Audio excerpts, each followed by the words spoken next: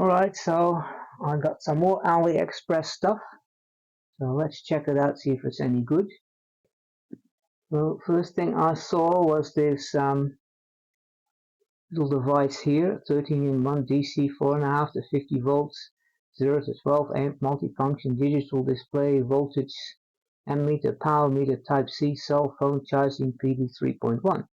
Now, PD 3.1 is actually the latest version, and it has the capability of 28 volts, so you get 100 watts plus, 36 volts, which would give you 140 watts plus, 48 volts, 180 watts. So somehow it says 12 amps and 600 watts, so I don't know what that's all about, but we'll find out. Secondly, a multifunctional HDMI compatible HD tester network cable RJ45 LAN 8P, 8C, PoE, anti-burn, J11 telephone line protection. I think those Chinese try to get every kind of word in there that you might be searching for. In any case, I do not have a HDMI or network cable tester, so I thought $5, I'm not expecting too much, but we'll give it a go. I also bought another one of these transistor assorted kits, SMD transistors. It's got 2N22s, S9013, and S8050, which is very popular, and 2N3904 and 06, and so on. I already bought one of those, and I put them in a little box, which we'll look at. I just thought at that price I'll get another one, then I'll have 20 of each in stock instead of only just 10. Okay, so I needed a little memory card, nothing, and we're not even going to look at that, that's nothing special there.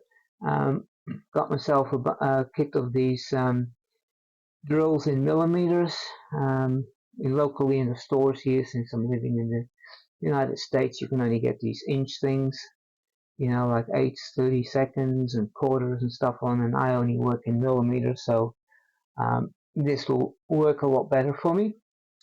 And I got this cell phone tripod mount, smartphone phone holder.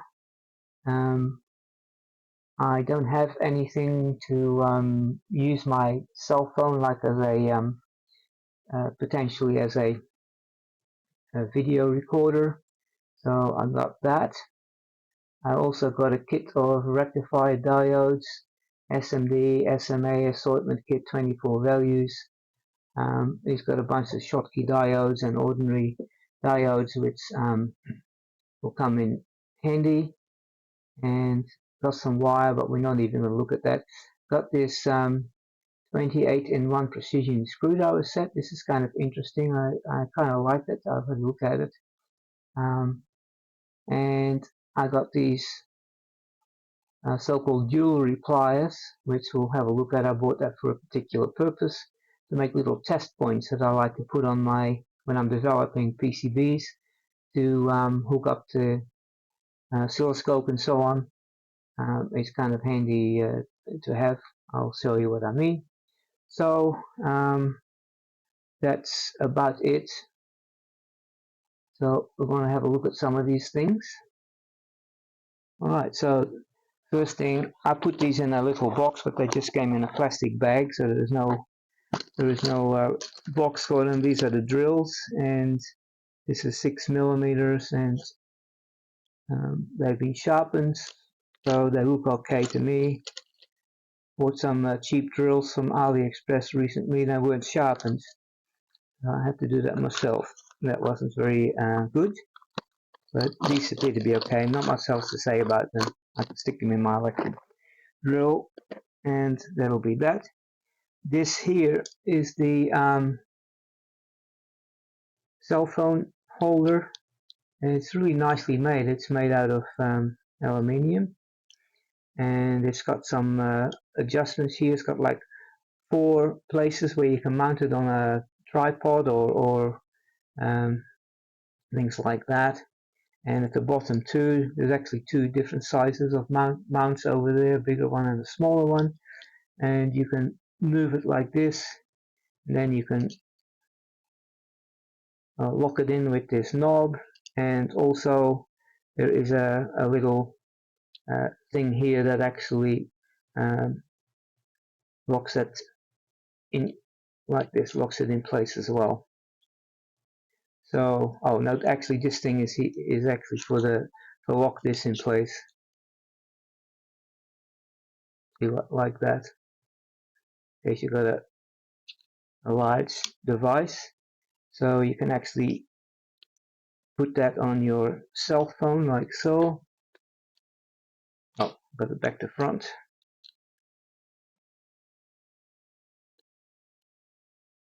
Yeah, that's more like it. And so the camera is actually clear, and then you can mount it on a tripod. Here's also a little tiny tripod here.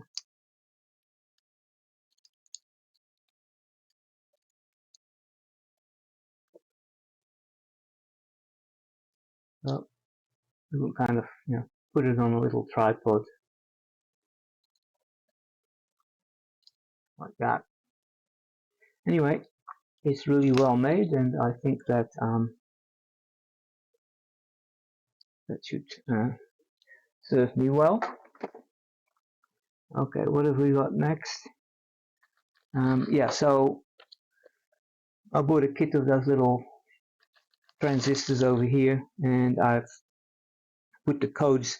They have codes on them, like this 8050. You see those very common J3Y, but it's actually an S8050 NPN transistor. So I'm going to add these to that box when I get to it. And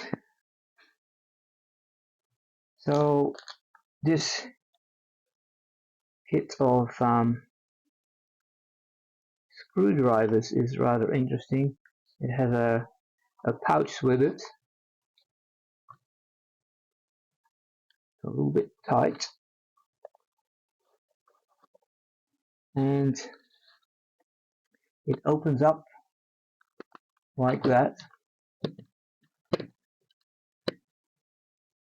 and it has just about every imaginable tip in there, like a triangle tip here, and these weird little, they're like a little four-pointed thing with a pin in the middle and so on. I've come across these, and my other kit didn't have those. Even has a pair of tweezers with it, which actually don't look too bad. And of course, this is the actual driver. It's got a little knob on the end that turns, which is always good because you can kind of hold it in your hand like this. You can actually use two hands, push down on it while you're turning it, which is actually kind of useful sometimes. And it has a little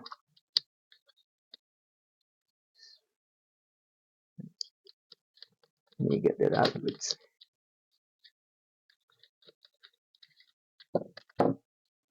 Little bendable thing there, so you can put that in here, and just in case you need to turn something in a corner, you can do it. And it has a little spudger thing here, which is a really good one. It's hard and doesn't flex like a lot of those thin spudgers. They flex and you can't put any power on it, but this would be good with that.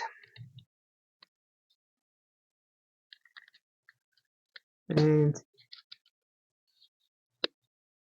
it's got some nut drivers here, and as I said, any imaginable bit that you might use, including some longer extended ones over here in case you have to dip down into a hole. And it's got a magnetizer and a demagnetizer here, and some little spanners or wrenches, whatever you want to call those. Goes up to what's the biggest one here? 7 millimeters or something? Yeah, 7 millimeters. And the smallest one I think is 4 millimeters. Anyway, so I'm pleased with this purchase as well. You can just clip it together like that, and as I said, it even comes with a pouch, but I don't think I'll keep it in the pouch. It can just sit on my bench like that, and when I need to use it, I can just open it up. Alright, so brings us to, I saw these pliers here, and they are actually completely round. It says it's for jewelry, but you know, let me change cameras over here.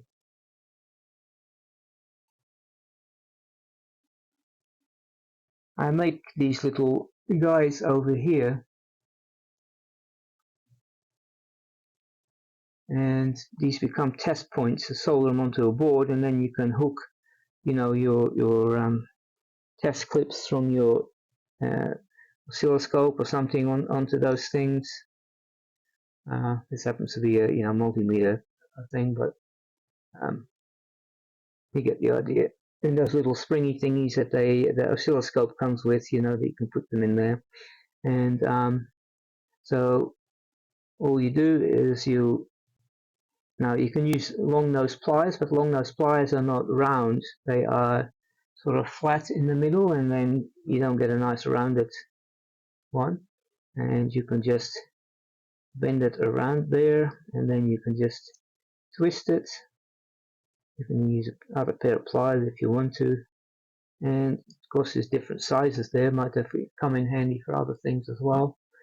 And there we go, we've got a nice little rounded test point there. So that's what I'm going to use those for, at the very least. Okay, next we have this sample book with little diodes in it.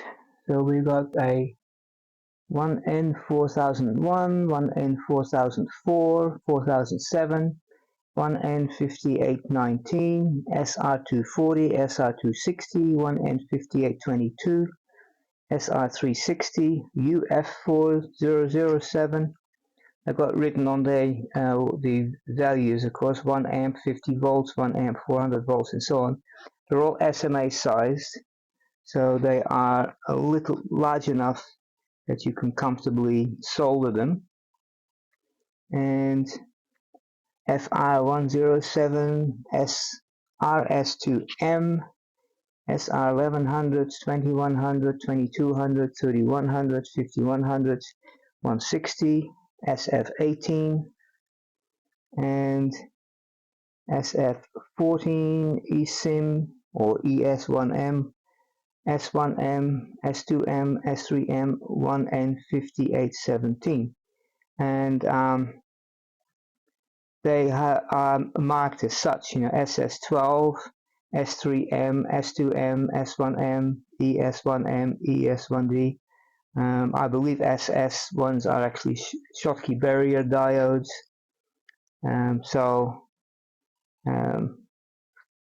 Many of those are Schottky diodes, but these ones here, the 1N series, they are, I believe, fairly standard diodes. In any case, it'll be useful. So next I will have to go through these guys here, and they've got written on there, but unfortunately they're written on there with a black pen on black stuff. It's hard to see, so I'll probably have to get my little microscope out so I can actually see what they got written, or rather the code that's written on them rather than what they've written on there. I wonder if I can zoom in. Yeah, so if you look at them inside there, you see this one is marked J8. It's upside down, I guess. So that's what I'll be going by. There we go, J8. And then I'll be putting them into this box here. See, I put the codes on there. to the one we were just looking at. So over here, J8, there's a S9018. So that's what I'm going to be doing, but that would be boring to watch, so I'll do it off camera.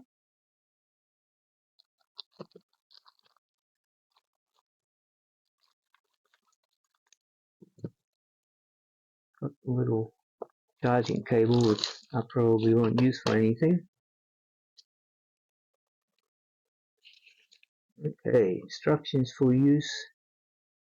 QC mode, quickly detect whether the crystal plug of the network cable is in good contact. Test mode, on off, line sequence network. I think I'll have to read that, but let's have a look if we can work out what it does. Just alright, so what do we need for this? Looks like it needs a AAA battery or something. Didn't come with it. I got these rechargeable ones which I'm using nowadays, so the lithium ion ones. There we go.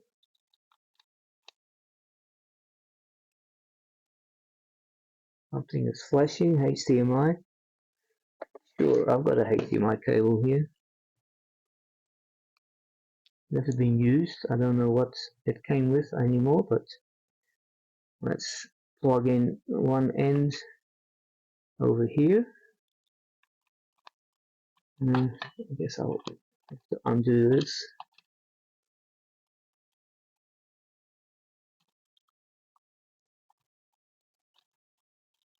And I think this thing actually comes off, doesn't it?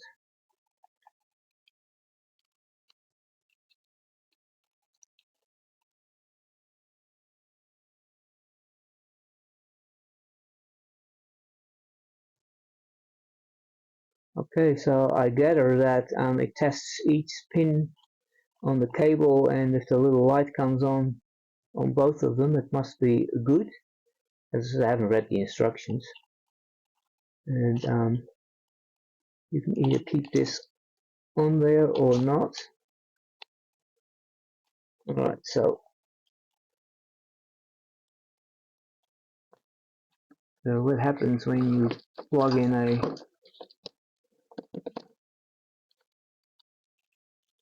network cable? Will it recognize that? Oh, there's a switch on the side here. Amazing what you can find out without even reading the instructions. Alright, same deal, I guess.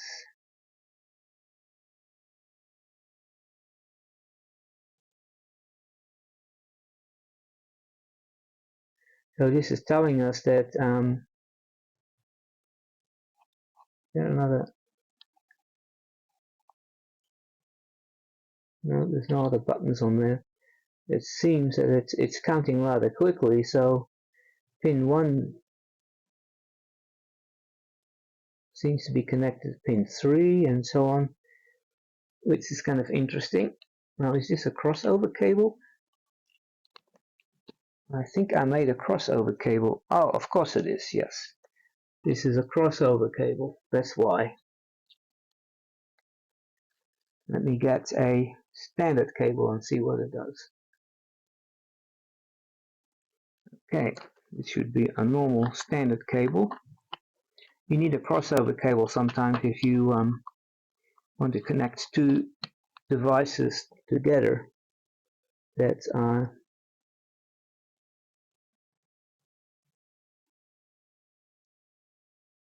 yep, this is a straight through cable. You can see 1 goes to 1, 2 goes to 2, and so on. And this is an official crossover cable that I once bought. Cat 6. So if I plug this one in, it should do the same thing as the one that I made up years ago.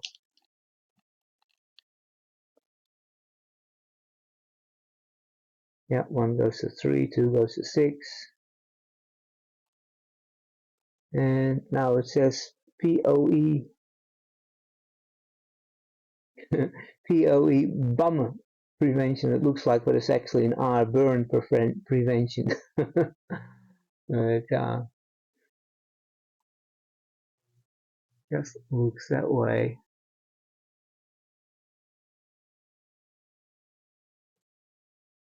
You see what I mean?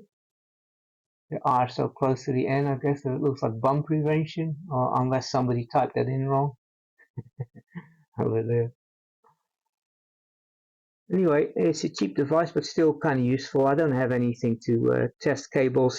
If there's a loose wire or a bad contact, I will be able to determine that, so that's a good thing. I was wondering why it came with a little USB cable. I just plugged in my power supply and I took the battery out, and now it works straight off the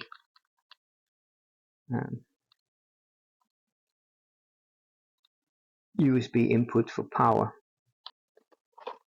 Alright, this brings us to this thing over here.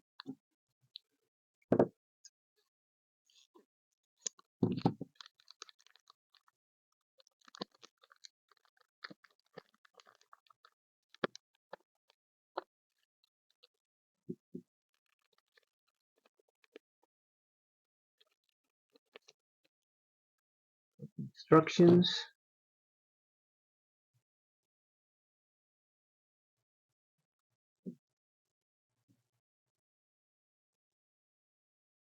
Function buttons. Click to switch interfaces. Long press on different interfaces for data reset, empty, load reset, brightness adjustment, etc. Female input, output, male input, output. So it looks like either side can be used as an input or an output. It says good.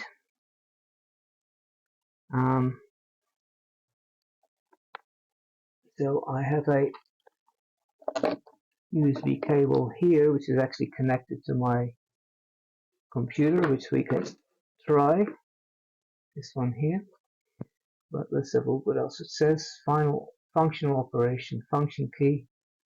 Click to cycle to the interface. Press and hold for several functions, different screens, including data reset, empty, load reset, and brightness adjustment. Kind tip. Long press can also adjust brightness when there's large font interface on second page. Spin key. Click to rotate the display in 4 directions. Well, I plugged it into a QC 3.0, and it's flicking between 12 volts and 5 volts, 6 volts, 9 volts. Can't make up its mind or something. I think I'll have to find myself a USB 3 cable that can do the charging. Okay, I've plugged it into a PD 3.0, which is not 3.1, and it seems to be going to 9 volts at 19 point something watts. In fact, the little cable there, the display says 20 watts. It's between 19 and 20. The cell phone is not. It's at like over 70%, so I don't know if it goes higher when it is empty or not. In any case, it seems to be working. And so what happens? So this here, you can. Okay, so you can change the position of that switch. And what about the top switch there? This gives you a bigger display.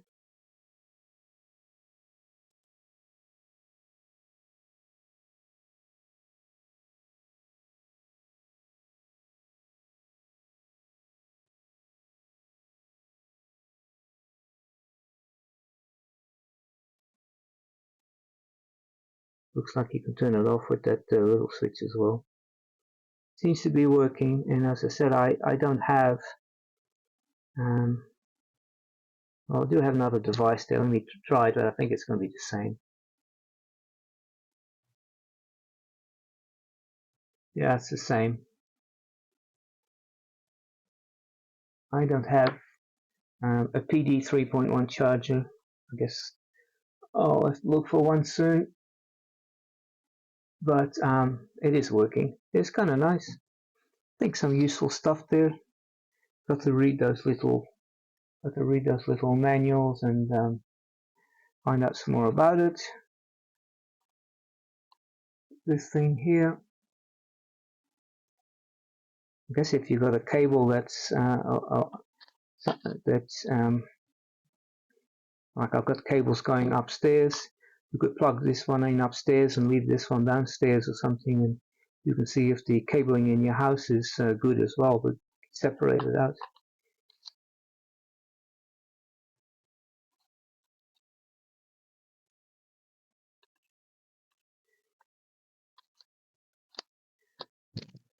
Okay, I'll see you guys later. That's all I got. Don't forget to like and subscribe, and I'll talk to you guys later. Bye bye.